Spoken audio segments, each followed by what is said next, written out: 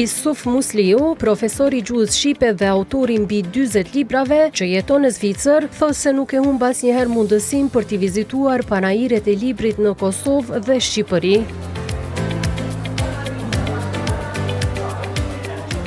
Ai është ndër vizitorët e shumë të panairit të 25 të librit Prishtina 2025, i cili filloi më 11 qershor.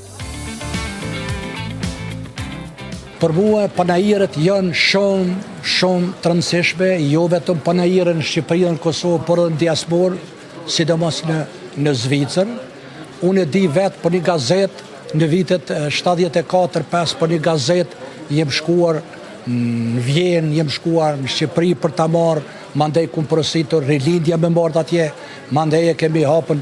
Pra, panairet janë shumë të rëndësishme, shumë më të domosdoshmet për gjuhën, për historinë, për kulturën. Kultura është qelësi i integrimeve. Pa kulturë nuk shkohet në Evropë. Na vetë jemi geografikisht në Evropë, por duhet me pas kulturë. Kulturë për me pas bas pari duhet gjuhën antare, mos me harrue, me shkrujt, të shkruash historinë me dorën tënde duhet, jo shka ta shkrujt tjerë. E shkrujmë historinë me dorën tonë, kur e dim, edhe kur e flasim gjuhën shqipe, të shkrush dhe të lexosh shqip është lloj patriotizmi për diasporën edhe për gjithë.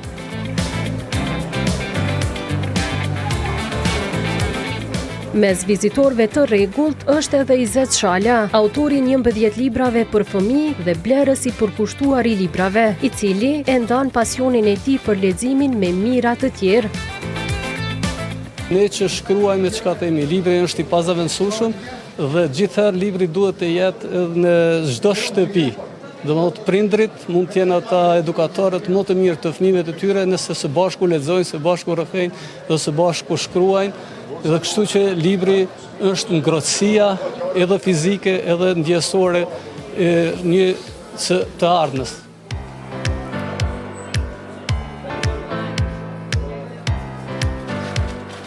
Panairi ka mbledhur rreth 100 botues dhe qindra adhurues të leximit nga Kosova, Shqipëria, Maqedonia e Veriut dhe diaspora shqiptare.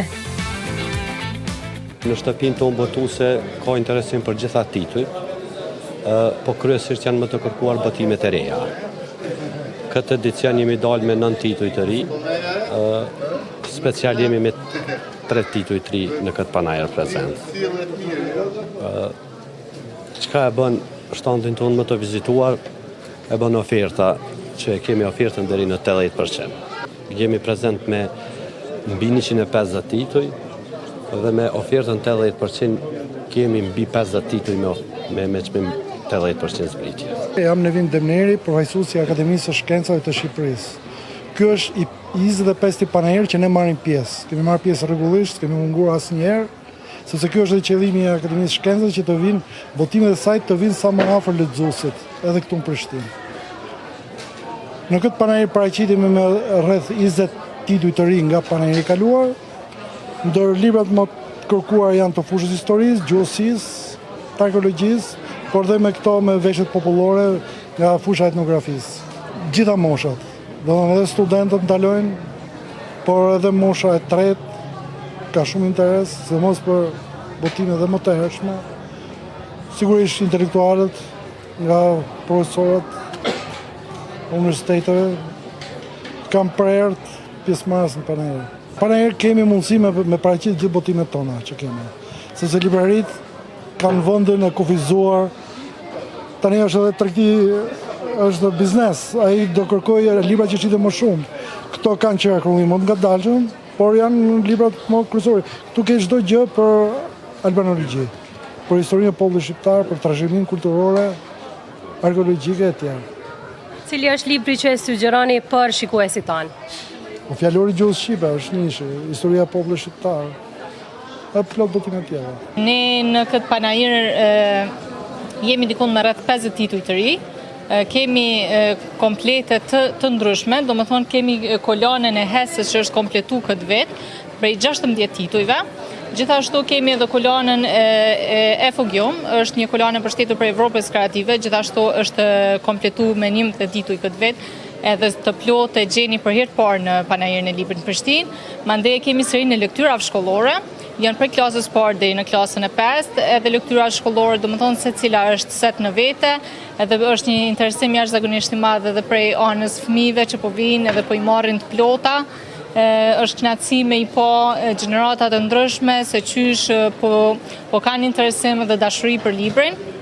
Është një vlerë, po mendoj që nështë nuk në përditshmëri nuk po mundemi me pa shumë, edhe Panajiri po na jep mundësinë me i taku prej afër, me bisedu, me diskutu rreth librit edhe me pa se sa shumë kanë vullnet edhe dashni për librin. Botimet franceskane vinë për herë të tretë në Panajirin e Librit në Prishtinë, me qenë se ju keni traditë 25 vjeçare tani. Por këto botime janë pjesë e traditës, sepse nisin shumë herët. Shtypshkojnë franceskane ne kemi qysh 1916, edhe ju tregojmë të botimet e hershme dhe botimet anastatike. Keni dëshirë të shihni? Ja, Lahuta e Malësisë, domethënë, shikoni atë Gjergj Fishtën, atë Anton Harapin, atë Donat Kurtin, kolanat. Ja, kolana për Gjergj Fishtës. Kanuni lek duke gjithë për Stefan Gjeçovin. Mund t'ju diftoj? Ja. Shikoni pak sa? Botimi original, botimi anastatik i Lahutës së Malësisë.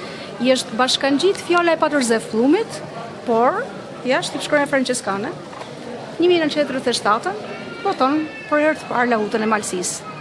Franceskanët marrin gjithmonë pjesë për shembull në Panajirin e Tiranës, asnjëherë pa ndërprerje marrin pjesë atje. Por mendoj që rëndësia e madhe paktën për këtu në Prishtinë duhet me kanë. Ne e dim se sa keni vujt ju gjatë ndamjes tonë dhe të kufive tana me radhë, dhe e dim se për shembull shumë njerëz kur vinë këtu edhe prekin Lahutën thonë na vjen zor ta them, por thonë na është djeg shtëpia, na është djeg Lahuta. Edhe mua është diçka shumë e dhimbshme kur e mendon, domethënë kaq shumë është dashur atë Gjergj Fishta, kaq shumë është dashur atë Stefan Gjeçovi apo atë Donat Kurti apo Padre Bernardin Palaj.